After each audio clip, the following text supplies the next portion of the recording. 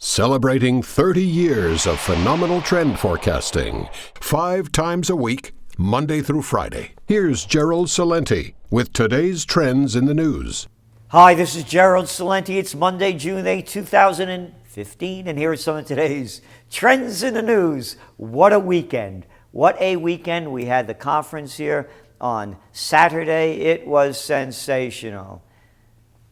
It was the old, the young, and the new, because that's what tracking trends are. An understanding of where we were, how we got here, and where we're going. And in attendees and in content, that was this magical conference. Nomi Prins, all the president's bankers. Whew, what a presentation she gave. Dynamic, fact-filled take-homes, as with all of the conference. Not only saying about what is and what's going to happen, but how to prepare for it, what to do, what to think about, decisions to consider, and steps that you might want to take. Dangers to avoid and opportunities to seize. Dr. Aria Maidenbaum, what a presentation on artful aging, where we're going, what to do with it. And of course, we brought in the trends aspect, how to see the opportunities, where they're going that others aren't seeing, and seize those opportunities. An age field filled with more than anyone could imagine on how we're going to profit from it, both spiritually, emotionally, physically, and financially. Whew. And Tim Malcolm, what a presentation he did. You want to see some real millennial talk? This was the millennial that really put it out straight with facts and figures, and then we put it together where the opportunities are, where the fake stuff that they're pumping out that makes it sound like it's something that it's not, uncovered, and the reality put forth. One dynamic presentation after another, and a special gift for all the attendees, and it was a donation by a very generous subscriber to the TrendsJournal and a supporter of our work who wishes to remain anonymous. Right back of there, shot of me. Place this button by your computer as a reminder to log in each day to your Trends in the News subscription. Whenever you find yourself in disbelief from world events, simply hit the button and blow off some steam, lower your stress, and clear the air. Question everything. Warning, bullshit alert. Yeah, so you got your own bullshit alert button too. Great conference, and you couldn't be here. Oh, and then, fine food and wonderful entertainment on a beautiful, beautiful Saturday afternoon in June in Colonial Kingston in the sensational Franz Rogan House Garden with a wonderful, wonderful quartet with David Winograd and his great band of renown. What a wonderful time. So, you won't be able to be here, but you'll be able to get in all that information because very shortly we're going to be releasing the entire video of the conference that you'll be able to get. Now, moving on to the trends of the day. Whew. China, the top net oil importer in the world, brought about a quarter less crude oil in May than it did in April. So oil prices were down more than 1%. And they're worried, too, that OPEC might keep pumping more. Everything is out of whack at this moment in terms of demand after what OPEC did last week. So figures like Chinese imports will be more important than ever for demand going forward, said this exploit. Yep, China's in a slowdown. You can see it in the numbers. So the markets, so they got bad news over there in China because that was only part of it. Exports declined. Yeah, that's stuff they sell to other countries. 2.1%, recovering from a 6.2% drop in April and a 14.6% slump in March. And imports, that's stuff that they buy. down 18.1%. Back in April, it was down 16.2%. Remember, if Americans and Europeans aren't buying, China's not making, and they're not making the dough because they're not buying stuff either. So you can see where this is going. Unlike good news that imports and exports are down and they're buying less oil,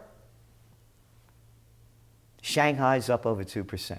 A casino moved from Macau to Shanghai. And on to some other news. McDonald's, same-store sales fell only 0.3%. I'm bringing this up because people are thinking of the death of McDonald's and all these chains. It's not going to happen. Matter of fact, Taco Bell, who those millennials love so much, yeah, they just came out with a Captain Crunch donut filled with artificial everythings. And put on some real weight with it, too. So they're not going anywhere because the market for clean foods is going to be a very small market in comparison to the overall market. So, of course, McDonald's is making big news that they were going to sell chicken with less antibiotics in it or none at all. But again, the whole quality of the food is boop. But the prices are going up in terms of what it's going to cost the consumer eventually, because the prices of all the foods are going to go up, because that's going to be the biggest trend out there. Food and water. I keep saying it over and over again. And the growth that McDonald's is seeing is coming from the Europeans. Even they're losing it. And they've lost it a while ago as well when it comes to quality. Good news. U.S. consumers are on pace to rack up another $55 billion in debt in 2015. So, what happened to that? I thought people had all that windfall from those lower gas prices. How come the Financial Times not talking about that? What a joke, huh? More debt. Can't afford things. Interesting. As e-commerce matures, retailers turn to mobile. Interesting number over here. Figures show that the rate of domestic growth will fall to 11.6% in 2018 in retail sales over the internet, from 14.2% this year and 16.5% in 2013. By that point, e-commerce in the United States will still represent less than 10% of all retail. So when you hear these stories about how everybody's buying stuff, yes, they are. But in reality, people still like to go out and touch, feel, and smell, hold, look at it, caress it, try it on, and see if it's what they like. Which brings us back to other trends. Those small inner cities that are in near locations or prosperous urban areas are going to thrive as those prosperous urban areas drive out people because they can't afford to live there, and small towns start popping up again around them. That went down a bit. I'm not talking about in Rust Belt areas where there's no growth. I'm talking in areas where there's strong growth, big influx of immigration that have money, so those surrounding areas are going to find growth continuing. Story here in the Wall Street Journal. Trade pacts face growing pushback. This is Obama's trade pact. And guess what? Not a peep from Hillary, and they're letting her get away with it. Nothing. Nothing. Here's a puff piece. Every day, the papers do a puff piece on Hillary Clinton. Virtually. Whether it's the New York Times, Wall Street Journal, you pick them up, her and Jeb Bush. Keep promoting the ones that are out on top. Sunday's paper. Clinton traces friendly path, troubling party. In other words, the path that she's on is troubling to the party. The party the crooks, the thieves, the lowlives, the murderers. That party, oh yeah, what a party. How about a gang? Anyway, second paragraph. She is poised to retrace President Obama's far narrow path to the presidency, a campaign focused more on mobilizing supporters in the Great Lakes states and in parts of the West and South than on persuading undecided voters. Hey, didn't we say that? Wow, I wonder if they read the last TrendsJournal that went out 3 weeks ago. Couldn't have been. No. They figured it out. I'm sure they did. And they may well have done it on their own, but it takes them time to wake up, and they still don't get the whole story right because they are full of... Bullshit detected. Take precautions. Think I'm kidding? Miss Clinton's aides say it is the only way to win in an era of heightened polarization when a declining pool of voters is truly up for grabs. You ready? Here we go. Her liberal policy positions, they say, will fire up Democrats. A less difficult task than trying to win over independents in more hostile territory. Fire up Democrats? Her liberal policy? How can they say this? I'll tell you how. They're prostitutes. Liberal, yeah. It's liberal to bomb the hell out of Libya, huh? We came, we saw, he died. One liberal policy. You got to get rid of that Assad, I tell you. He better step down. Now, that's liberal for you.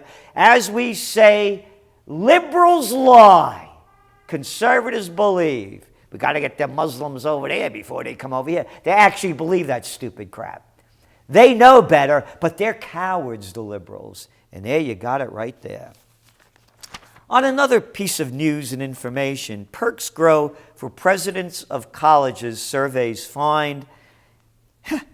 At public universities,